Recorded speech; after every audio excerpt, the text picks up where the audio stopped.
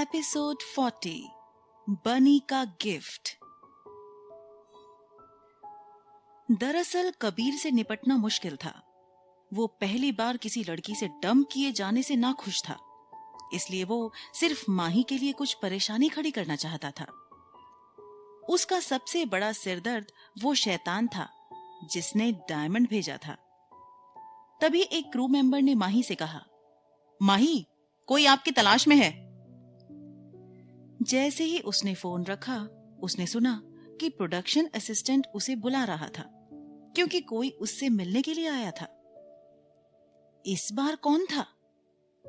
ये सब नाटक अभी भी खत्म नहीं हुआ था। माही ने सोचा। मिस माही, हेलो। वो एक लड़की थी। वो काफी सैड और घबराई हुई लग रही थी।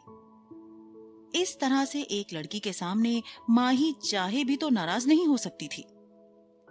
आप मुझे ढूंढ रही थी? मैं आपको कुछ देने के लिए आई हूं, उस लड़की ने कहा। लड़की ने उस सामान को खोला। माही ने देखा उसमें 3 बोतलें थीं। लाल, पीले और हरे फलों के जूस से भरी थी। माही ने उस लड़की से पूछा, ये क्या है? ये लिटिल बनी ने आपके लिए बनाया है। ये तरबूज का रस, संतरे का रस और ये हरी बीन का सूप है, उस लड़की ने जवाब दिया। उस लड़की को थोड़ा शक हुआ, इसलिए उसने पूछा, आपका लिटिल बनी कौन है? लड़की ने फिर इशारा किया कि उसे बोतल पर रखे हुए नोट को पढ़ना चाहिए। नोट को खोलकर माही ने उस पर लिखा सिर्फ एक अंग्रेजी शब्द देखा, योर एंजल। माही समझ गई कि ये जरूर बन्नी ने उसके लिए बनाया होगा। माही के खराब मूड को बन्नी ने तुरंत ठीक कर दिया था। पहले माही अपनी इमेज के बारे में परेशान थी, जिससे परेशानी और गपशप शुरू हो सकती थी। लेकिन अब जब उसने इसके बारे में सोचा तो उसे लगा कि उसे लोगों की राय की इतनी परवाह नहीं करनी चाहिए जो उसके लिए कुछ भी परवाह नहीं करते। उसे बस थोड़े से कॉन्फिडेंस की जरूरत थी, बाकी तो वो एकदम परफेक्ट थी। तभी माही ने बन्नी को टेक्स्ट मैसेज भेजने के लिए अपना सेल फोन निकाला। अब माही के चेहरे पर खुशी थी। सबने सोचा कि पैसा इन दिनों लड़कियों पर काम नहीं करता है, दिल सबसे ज्यादा मायने रखता है। फलों का जूस और हरी बीन्स का सूप पीने के बाद माही को अच्छा लगा क्योंकि उसे शूटिंग चालू करनी थी। बनी के साथ समय बिताने के लिए विक्रम घर पर था। उसी टाइम उसका सेल फोन बजा। उसने सोचा कि माही का ही मैसेज होगा। विक्रम ने मैसेज खोला और फिर मैसेज को पढ़ना चालू किया। डार्लिंग, जूस और हरी बीन सूप के लिए थैंक्स, वो सुपर सुपर यमी है। तभी विक्रम ने बनी को बुलाया। बनी, यहां आओ। बनी ने उसे नजरअंदाज कर दिया। फिर विक्रम ने कहा, माही ने एक मैसेज भेजा है। बनी एक रॉकेट की तरह विक्रम की तरफ दौड़ा। विक्रम ने फोन उसकी पहुंच से बाहर कर दिया और कहा, अगर आप मुझे डैड कहते हैं तो ही मैं आपको फोन दूंगा। बनी का चेहरा नफरत से भर गया और बनी ने ऐसा करने से इनकार कर दिया। बनी लगभग रोने ही वाला था, इसलिए विक्रम ने आखिर में उसे फोन दे दिया। अपने बेटे को देखकर विक्रम के चेहरे पर खुशी थी, पर वो थोड़ा परेशान भी था। ये शायद इसलिए था क्योंकि दुनिया में बहुत कम लोग थे जो उसे परेशान कर सकते थे।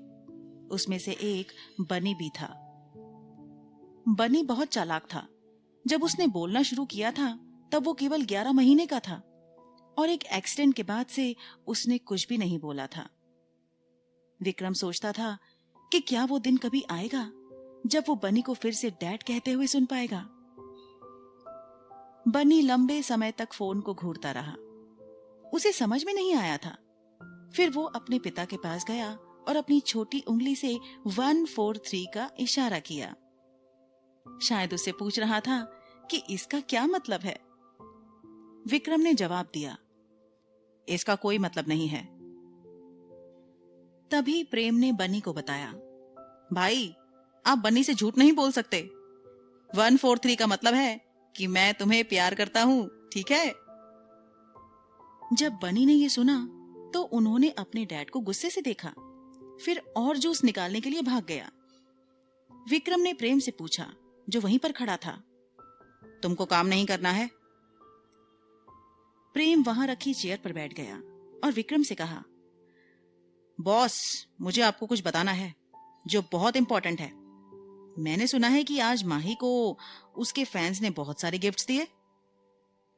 फ्रूट जूस और ग्रीन बीन सूप जिसे बनी ने उसे भेजा था।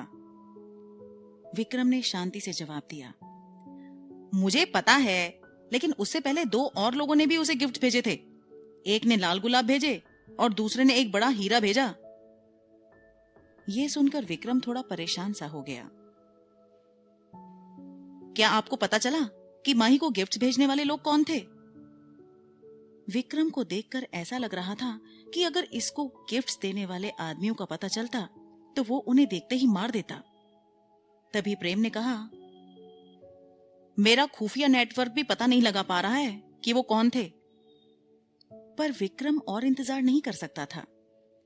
विक्रम ने तुरंत एक फोन कॉल किया, मुझे 2 लोगों की पहचान करने में मदद करें। प्रेम शॉक में था। उसने विक्रम से पूछा, वाह, आप भी अपने मास्टर ट्रैकर का इस्तेमाल कर रहे हैं? विक्रम के मास्टर ट्रैकर बहुत ही ज्यादा टैलेंटेड और तेज थे।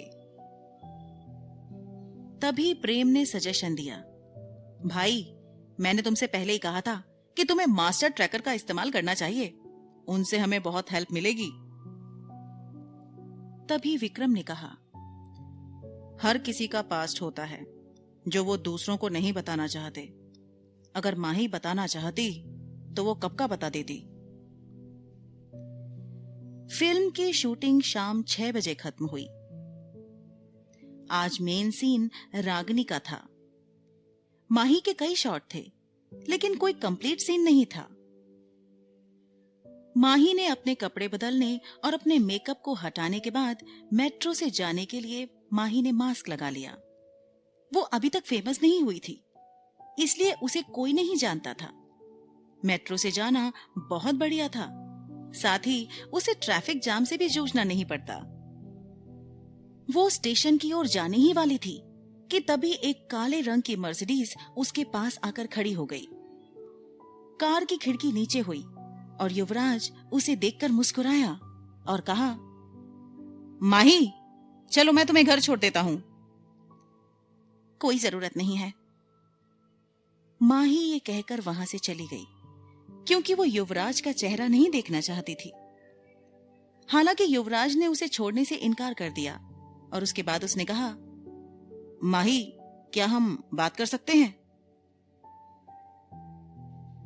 क्या बात करने के लिए अब कुछ बचा है? क्या आप चाहते हैं कि कोई हमारी तस्वीर ले और उन्हें एक बड़ी न्यूज मिले? युवराज को यह सुनकर बिल्कुल भी अच्छा नहीं लगा और उसने माही से कहा, माही क्या मतलब है तुम्हारा? मैं तुम्हारे लिए इंपॉर्टेंट नहीं हूं? माही को डर था कि अगर सड़क पर उसके साथ छेड़छाड़ होती रही तो सबको इस बारे में पता चल जाएगा। इसलिए माही ने जल्दी से दरवाजा खोला और कार में बैठ गई। आधे घंटे बाद किसी रेस्टोरेंट के एक कमरे में युवराज ने वेटर को बुलाया और कई डिशेस का ऑर्डर दिया, जिनमें से ज्यादातर माही की फेवरेट थी। युवराज ने फिर माही से कहा, मैंने आपको कुछ पैसे भेजे थे, लेकिन आपने वो सब मुझे वापस कर दिए और फिर मैंने अपने बैंक अकाउंट का नंबर बदल दिया। जो कुछ कहना है कहो। माही ने यह कहकर बन्नी को टेक्स्ट किया, जिससे बन्नी को पता चल गया कि वो थोड़ी देर में वापस आ जाएगी।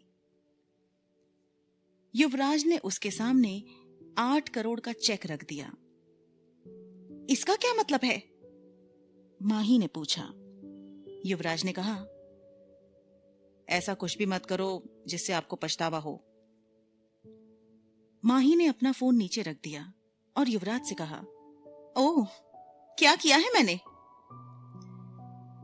तुम मुझे बताओ, तुमको ये रोल कैसे मिला? युवराज ने अचानक कहा। तभी माही ने पूछा, आपको क्या लगता है कि मुझे ये रोल कैसे मिल गया? माही, आप मुझसे बेहतर जानती हैं कि आपके जैसी लड़की एंटरटेनमेंट इंडस्ट्री में क्या करेगी। आपने इस रोल को पाने के लिए क्या क्या किया है? मेरे जैसी लड़की? आप मेरे बारे में ऐसा सोच भी कैसे सकते हैं? क्या आपको पता है कि आप क्या बोल रहे हैं? पहले युवराज बिल्कुल भी नहीं चाहता था कि उसकी होने वाली पत्नी एंटरटेनमेंट इंडस्ट्री ज्वाइन करे, पर उसने रागिनी का पूरा सपोर्ट किया था और अब वो माही की बुराई कर रहा था। युवराज ने उसे सलाह दी, भले ही हमारा ब्रेकअप हो गया था, मैं सिर्फ आपकी मदद करना चाहता हूं।